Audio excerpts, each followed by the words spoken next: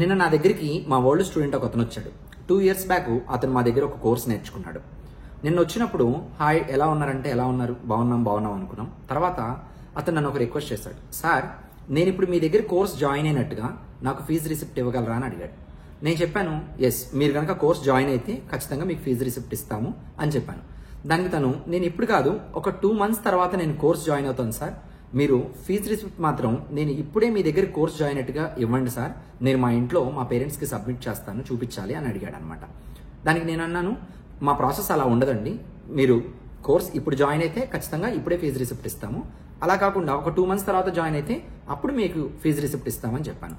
దానికి తను చాలా బాధగా దీనంగా, సార్ నాకు ఇప్పుడే కావాలి సార్, చాలా అర్జెంట్ సార్, ఇది నాకు మీరే హెల్ప్ చేయాలి, అందుకే మీ దగ్గరికి వచ్చాను, ఈ ఫీజు రిసిప్ట్ తీసుకెళ్లి మా ఇంట్లో ఇప్పుడు సబ్మిట్ చేయకపోతే నాకు చాలా పెద్ద ప్రాబ్లం అయింది సార్ అన్నాడు.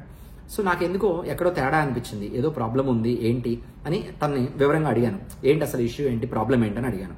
సో దానికి తను, సార్ నేను ఇప్పుడు కోర్స్ మనది కొత్త బ్యాచ్ స్టార్ట్ అవుతుంది కాబట్టి దాంట్లో జాయిన్ అవుదామని మా ఇంటి దగ్గర నుంచి డబ్బులు తీసుకున్నాను సార్, ఆ డబ్బులు అన్ఫార్చునేట్లీ నేను IPL క్రికెట్ బెట్టింగ్లో బెట్టింగ్ చేసి పోగొట్టుకున్నాను సార్, ఇప్పుడు నాకు ఏం చేయాలో అర్థం కావట్లేదు, నా దగ్గర ఉన్న డబ్బులు అన్నీ పోయినాయి, ఇప్పుడు నేను ఈ కోర్స్ జాయిన్ అవ్వాల్సిన డబ్బుల్ని క్రికెట్ బెట్టింగ్లో పోగొట్టానంటే మా ఇంట్లో నా పరువు పోయింది సార్, మీరే నాకు ఎలా అయినా హెల్ప్ చేయాలి, నాకు ఆ ఫీజు రిసిప్ట్ ఇవ్వండి సార్, నేను ఆ రిసిప్ట్ చూపించి కోర్సులో జాయిన్ అయ్యానని చెప్తాను, ఒక 2 months తర్వాత వచ్చి నేను ఖచ్చితంగా జాయిన్ అవుతాను సార్ అన్నాడు.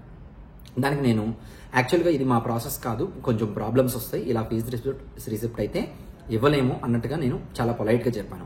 కానీ తను నన్ను ఇంకా బతిలాడుతూనే ఉన్నాడు. సో నేను అప్పటికప్పుడు ఏం చెప్పానంటే, నాకు ఒక 2 days టైం ఇవ్వండి, నేను ఆలోచించుకొని చెప్తాను తర్వాత మీకు అని చెప్పాను. సో నా సిచ్యువేషన్లో కనుక మీరుంటే మీరు తనకి ఎలాంటి హెల్ప్ చేస్తారో ఈ వీడియోలో కమెంట్ చేయండి. అంతేకాకుండా నేను ఇక్కడ చెప్పాలనుకున్న ఇంకొక విషయం ఏంటంటే, మనం చాలామంది స్టూడెంట్స్ మనలో ఇలా పేరెంట్స్ దగ్గర డబ్బులు తీసుకొని ఆ కోర్స్ జాయిన్ అవుతాం, ఈ కోర్స్ జాయిన్ అవుతాం అని డబ్బులు తీసుకొని ఆ డబ్బుల్ని తీసుకెళ్లి IPL లాంటి బెట్టింగ్స్, IPL క్రికెట్ మ్యాచ్ బెట్టింగ్స్లోనో, లేదంటే ఇంకొక bettings, okay, rummy games and బెట్టింగ్స్లోనో, ఇంకా వేరే డిఫరెంట్ బెట్టింగ్స్లో పెట్టి వాళ్ళు చాలా డబ్బులు పోగొట్టుకుంటున్నారు. ఇప్పుడు ఏం చేస్తారంటే వీళ్ళు ఏదో ఈ ఉన్న మనీయో, దాచుకున్న మనీయో, ఇంట్లోంచి తీసుకున్న మనీయో ఒక పనికి వాడాల్సిన ఇలా బెట్టింగ్స్లో పెట్టి పోగొట్టుకోవడం వల్ల దీన్ని కవర్ చేయడానికి మళ్ళీ క్రెడిట్ కార్డులు వాడడమో, లేకపోతే వాళ్ళ ఫ్రెండ్స్ దగ్గర మళ్ళీ అప్పులు చేయడమో, మళ్ళీ దాన్ని తీసుకెళ్లి బెట్టింగ్లో పెట్టి నెక్స్ట్ టైం అయినా గెలుద్దాం అనుకొని ఇలా చేయడం వల్ల కంప్లీట్గా అప్పులు ఊబిలో కూరిపోతున్నారు అనమాట.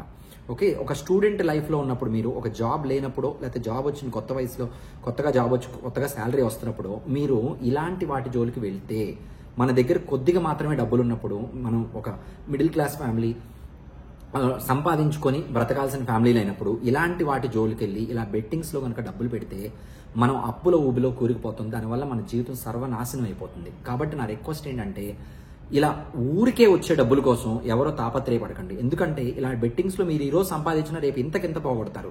ఊరికే వచ్చే డబ్బులు ఎప్పుడూ మనకి జీవితంలో మన దగ్గర నిలబడవు. కాబట్టి మనం కష్టపడి సంపాదించుకోవాలి, కష్టపడి సంపాదించుకునే మార్గాల్ని వెతుక్కోవాలి. మన దగ్గర ₹1 అంటే మన పేరెంట్స్ ₹1 ఇస్తే దాంట్లో ₹10 ఖర్చు పెట్టి ₹10 దాచుకొని, సో దాన్ని రేపు ఎలా యూజ్ చేసుకోవాలి మనం ఫర్దర్గా మన కెరీర్ కోసం, మన ఫ్యామిలీ కోసం అని ఆలోచించాలి తప్ప ఇలాంటి బెట్టింగ్స్ పెడితే మన జీవితాలే నాశనం అయిపోతాయి. కాబట్టి ఇలాంటి వాటి జోలికి స్టూడెంట్ లైఫ్లో ఉన్నవాళ్ళు సరదాకి కూడా వెళ్ళొద్దు, అది మన జీవితాలను నాశనం చేసేసింది, వెళ్ళొద్దు అని నేను మీకు రిక్వెస్ట్ చేసుకుంటున్నాను. Thank you.